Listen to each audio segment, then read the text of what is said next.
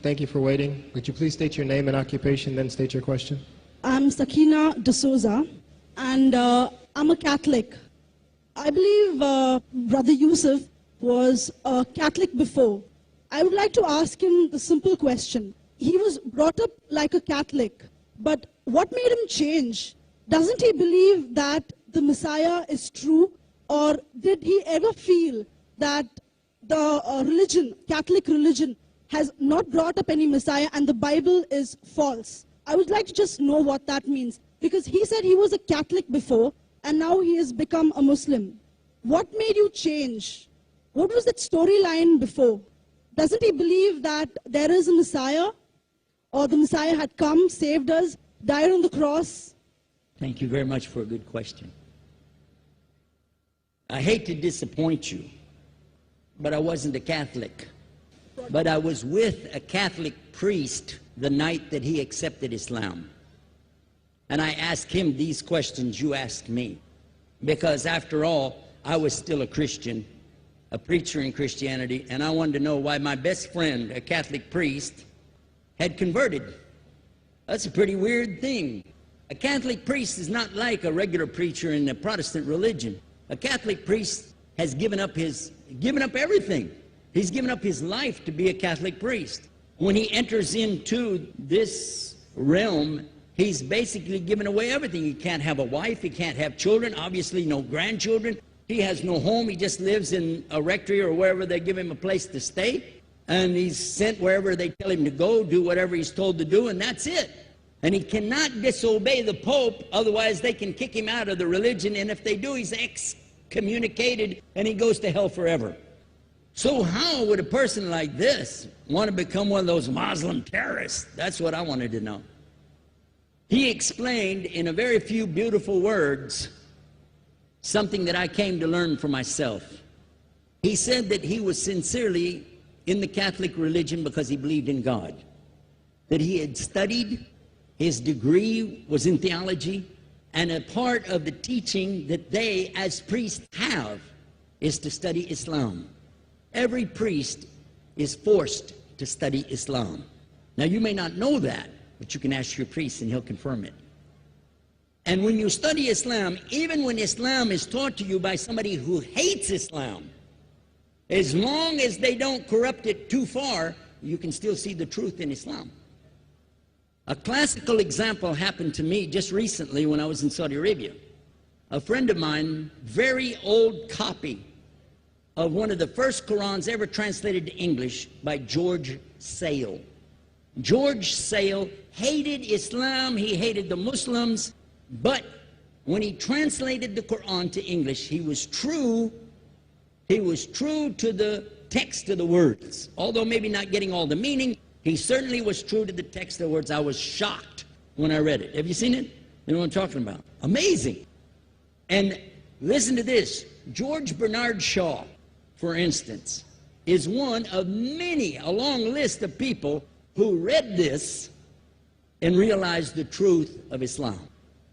When people see the truth of Islam, it can change them if they want to be guided. If they want the truth, it can change them. You might think, I'm a Catholic, I'll never be anything but a Catholic. But I'm going to ask you a question, and I want you to be honest. This is not for you to, start a debate, but just be honest. Was Jesus a Catholic?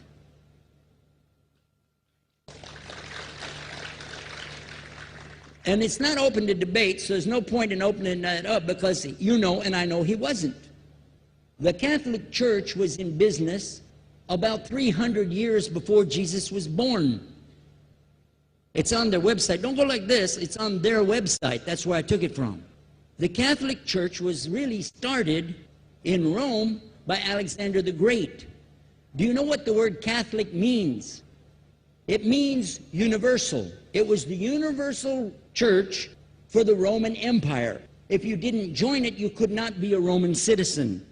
And it was opposed to the teachings of Judaism and opposed to the teachings of the early Christians for more than 200 and some years. And they were diametrically opposed to each other to the extent that it was the Romans killing the early Christians. Now, if you understand that, and you go to their website and read, they didn't even take over Christianity until the year 325 AD. And when they did, they changed a lot of things, again, referring to their own website. But if you want to check it in Britannica or Americana or Grolier encyclopedias, go ahead and read about the Catholic Church.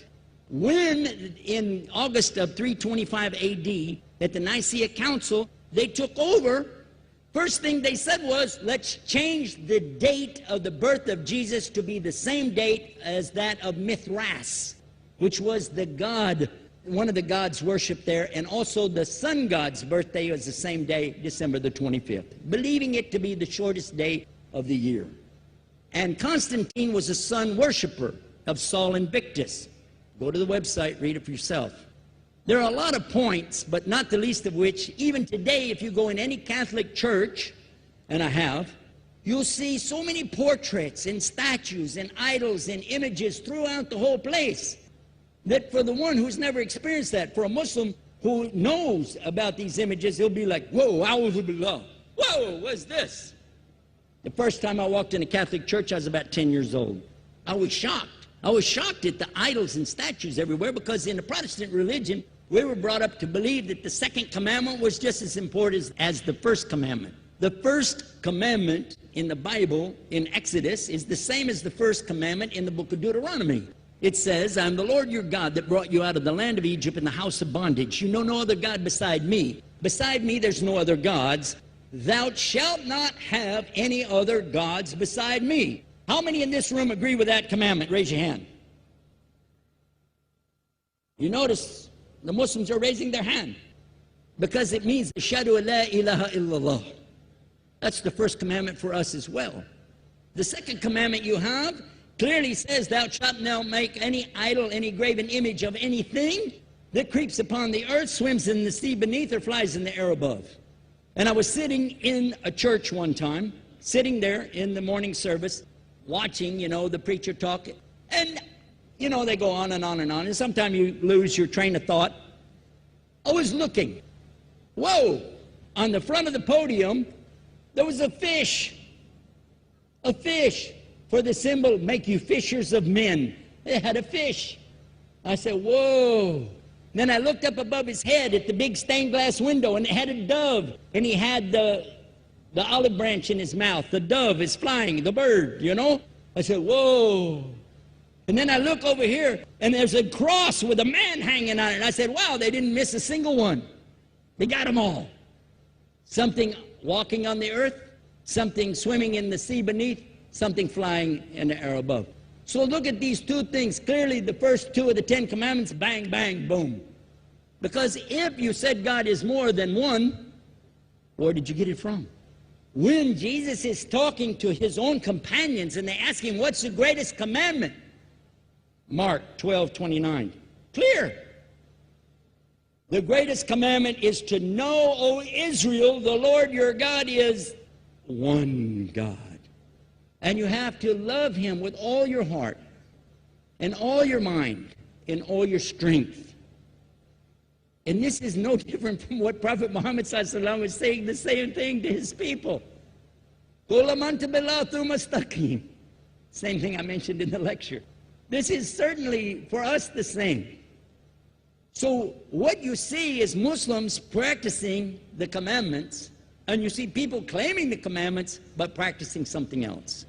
And I have seen more converts from the Catholic Church than any other of the many sects of Christianity, and especially from the nuns, priests, and even an archbishop. And all of them are better than me. Those guys and women that I see do this, they still sacrifice their whole life to get the true message of Islam, not only to you, but to Muslims as well, because we all need to know about it. But thanks for a great question.